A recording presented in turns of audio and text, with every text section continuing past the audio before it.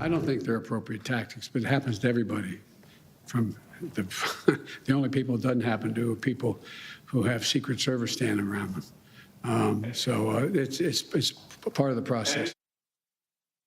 All right, that was President Biden yesterday. He was responding to a question about those activists that were harassing Senator Sinema and Manchin over that Democratic spending bill. But here's how NBC's Kelly O'Donnell edited those comments in a report this morning on the Today Show. Take a look.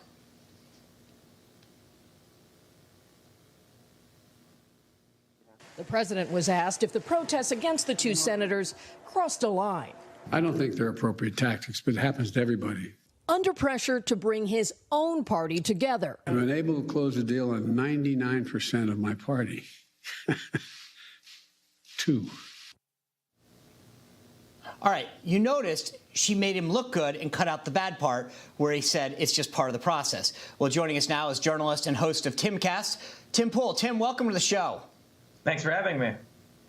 So it's interesting. Kelly O'Donnell intentionally edits the part that makes it look like he's sympathetic to Sinema and against it, not the part that shows that he says it's just part of the process. That's selectively editing to protect him. Wow, you know, they accuse James O'Keefe of that so often. I'm kind of confused.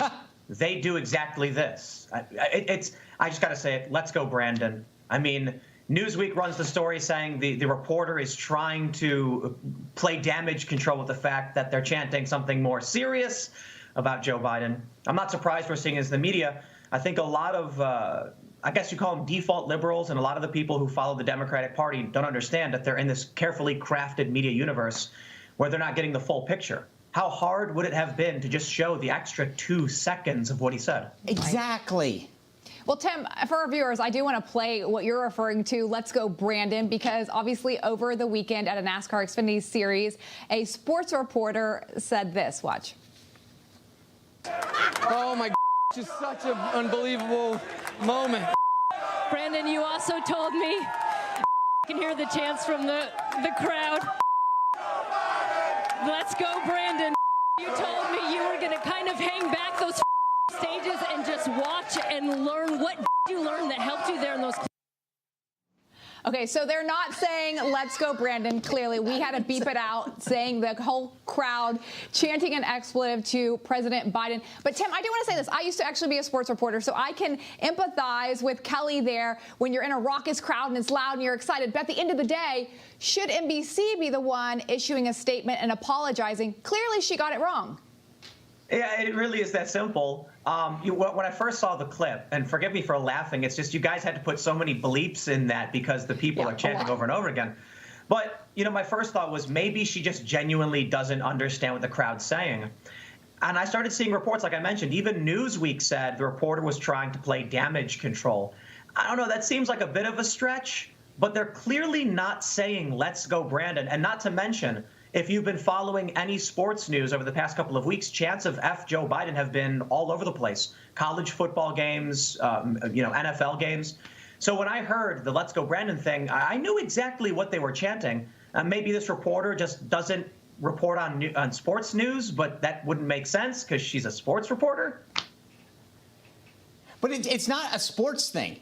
It's a reality thing. This is like Baghdad Bob, though. I mean, it's not like he was saying, let's go Biden. She goes, oh, they must have meant Brandon. But they weren't even saying Brandon. They weren't saying let's go. They were saying expletive Joe Biden. Neither word is in the same. If you did a concentric circle, nothing overlaps. At some point, like you go, hey, to Lindsay's point, guys, I just assumed they were saying something, but they literally have ignored this from NBC, and then they go on this morning to edit this. There's a pattern of covering up for Joe Biden.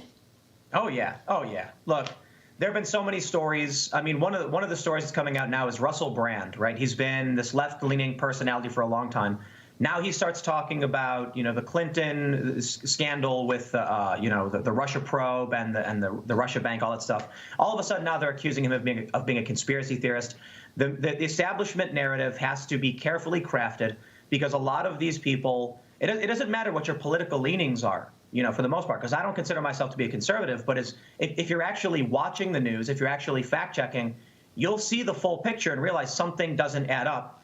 And the only conclusion I can come to is they do it on purpose, I guess, to support a political agenda or some kind of, overarching agenda.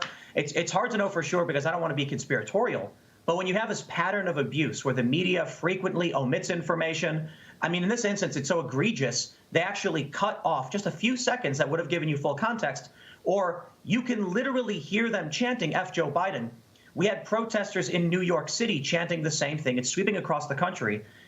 It has to be on purpose. I mean, look, I know the media lies. We see them lie very, very often. But at a certain point, you just throw your hands in the air and say, okay, these individual reporters know they're in on it as well. And I don't know how they sleep at night, to be honest. No, neither do I. And that's, so, I mean, I just yes or no. I mean, you believe that this can't be, this has got to be intentional, right? Oh, yeah, absolutely. Look, right. The Ukraine story is one of the really great examples of media malfeasance. When Donald Trump, he calls the Ukrainian president and says, what's going on with this video about Joe Biden and the quid pro quo? And this gets turned into an impeachment. First, it starts with the media. The media lies, saying there's no investigation into this energy firm Burisma. That's not true. Matt Taibbi, who is a liberal, mind you, worked for Rolling Stone, did excellent reporting. I think he found over a dozen active investigations. The media lies over and over again. And the crazy thing is, it's not just the journalists lying. You get big tech censoring you if you come out and actually do the investigation. You get the media lying, claiming it's not true, there's no quid pro quo, even though you can watch the video of Biden, and the Democrats pick it up and use it to impeach a president. This is deep-seated corruption. I mean, look, I know we're talking about something silly with NASCAR, and we laugh about it because it's ridiculous. But then you see the comments made where you have these people stalking Kyrsten Sinema into the bathroom, and they lie about it. Yeah. I know. It's crazy. Tim, I appreciate your insight. Thanks so much for being here. Look forward to having you back soon. Thanks for having me. You just watched Newsmax TV, America's fastest growing cable news channel, now in more than 70 million homes. You can get Newsmax TV on your cable system or check your cable guide. And if your system doesn't carry Newsmax, call them, tell them you want Newsmax TV, because we're real news for real people.